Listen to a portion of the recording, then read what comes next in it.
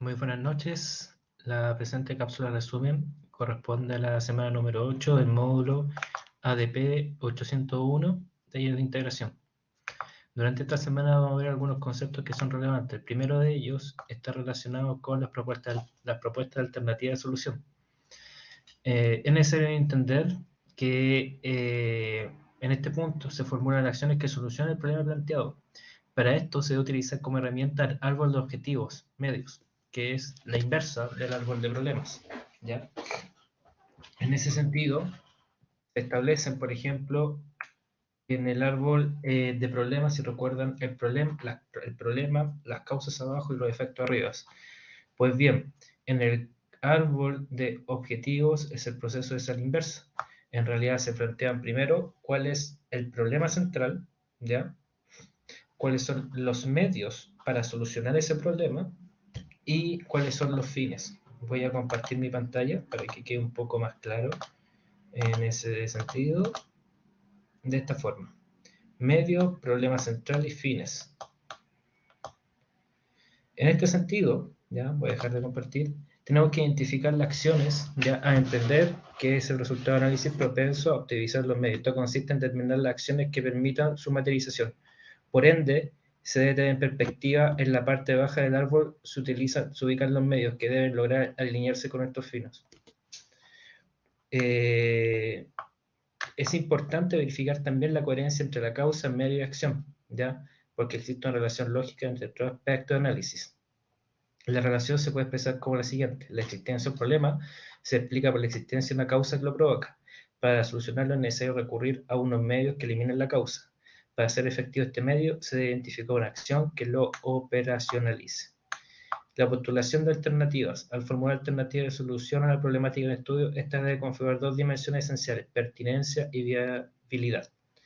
Para ello se precisa analizar las propuestas de solución a partir de varios aspectos. Discriminar entre acciones, ¿ya?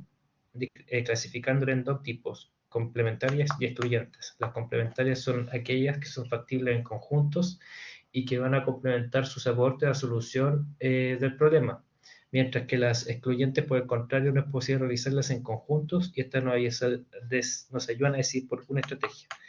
También es necesario verificar el grado de interdependencia entre las acciones propuestas, analizar el nivel de incidencia en la solución del problema y verificar la factibilidad.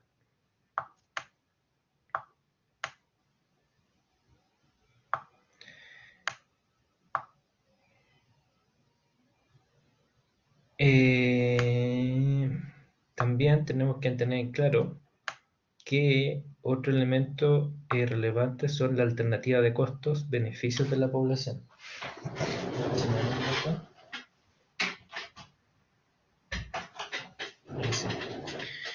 Tenemos que entender que los recursos siempre son escasos, ¿ya? En este sentido, implican que cada alternativa tenga costos, y el manejo de esto está vinculado a la disposición del cliente a pagar por un determinado bien o servicio, lo que se traduce en beneficios económicos para el inversor.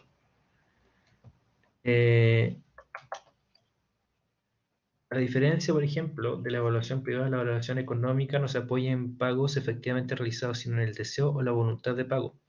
Por lo tanto, donde un proyecto privado solo buscará estimar el flujo de fondos, un proyecto social estimará los beneficios y los costos futuros, que puede dar o no origen a movimientos de fondos, algo que llamamos la rentabilidad social. Como yo, por ejemplo, puedo valorar que un hospital público pueda mejorar la calidad de vida de una persona, o pueda sanar de una operación a una persona. Eso, la calidad de vida la puedo valorizar necesariamente, pero eso se llama los beneficios de carácter sociales, algo que no necesariamente genera costos o flujos propiamente tal. Cabe señalar que las evaluaciones de proyectos en el ámbito privado tienen como referencia los precios de mercado para efectuar su análisis costo-beneficio. En el mundo social son los precios sociales, los utilizados como relevantes para formular los cálculos, teniendo en cuenta los efectos directos e indirectos que la intervención a través del proyecto alcanzará en su contexto. Si me dan un minuto, por favor.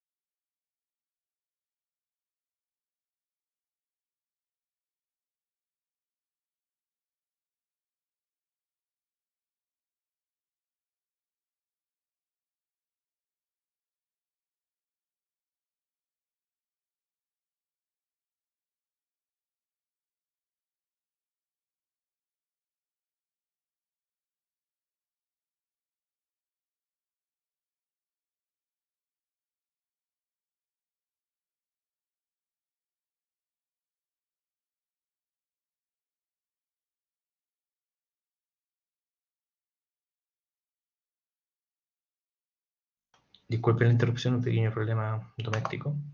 Bien, como les iba señalando, en el mundo público, los precios sociales son utilizados como referente para formar los cálculos, teniendo en cuenta los efectos directos e indirectos de la intervención a través del proyecto. De esta forma, debe tener presente que la ponderación de una intervención social a través de un proyecto debe considerar la evaluación social de este, valorando sus beneficios y costos. Para analizar el costo-beneficio de un proyecto tengo que tener 4 elementos fundamentales. Primero, identificar todos los posibles efectos de un determinado proyecto o programa, clasificar cómo se categorizan estos beneficios o costos, cuantificar, asignar valor económico en la medida de lo posible y presentación.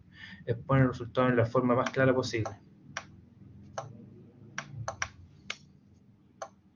El análisis financiero, por otra parte de la implementación,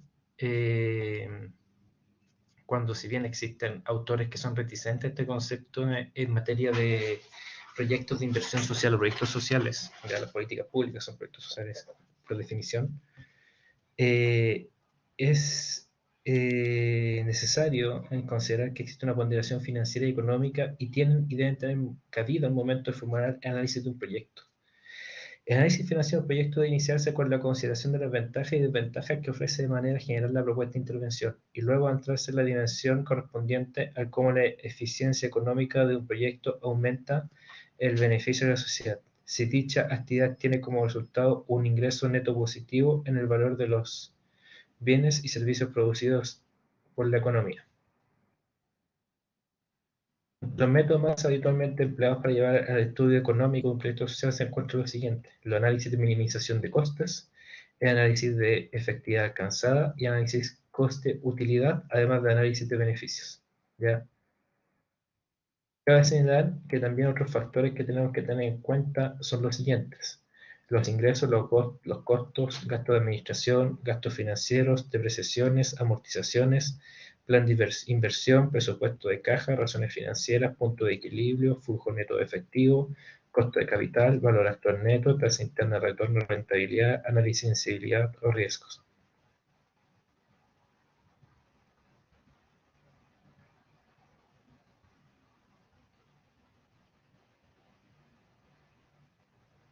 Eso es lo que puedo señalar como elemento referente o más relevante esta semana. ¿Ya? Te invito a leer el material descargable para mayor elemento. Muchas gracias por todo.